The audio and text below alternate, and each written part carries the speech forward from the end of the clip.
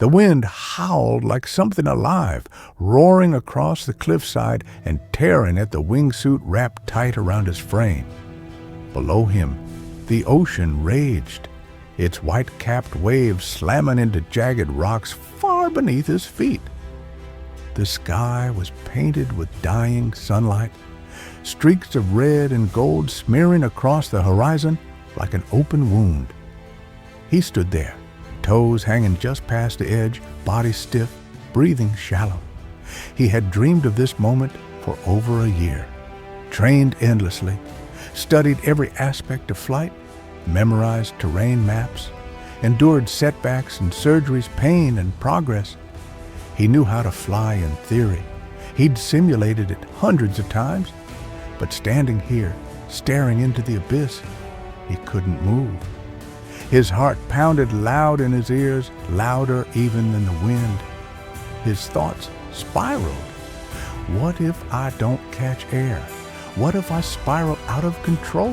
What if I died down there, broken on those rocks, all because I believed I could do something I wasn't meant to?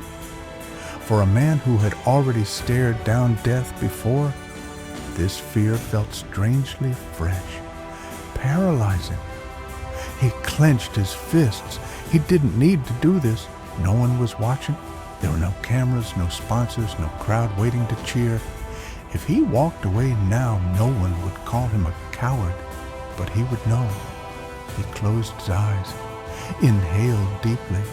A single memory flickered in his mind, not of flight, but of his first step years ago, pulling himself upright after doctors told him he'd never walk again.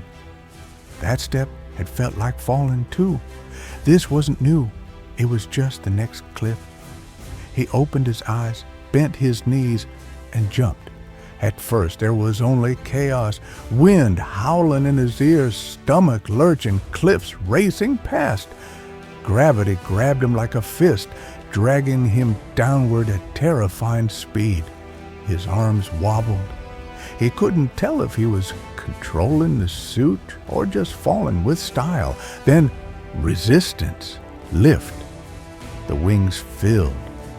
The suit shaped itself around the air. He tilted his body slightly and felt the wind catch him, cradle him. The fall leveled out. He wasn't falling anymore. He was flying. The cliffs became distant blurs.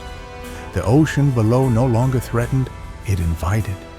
The sun turned the water to gold, and he dove toward it, gliding in long sweeping arcs. He twisted left, right, rolled gently through the air, laughing into the wind, not because he wasn't afraid, but because he'd flown straight through the fear.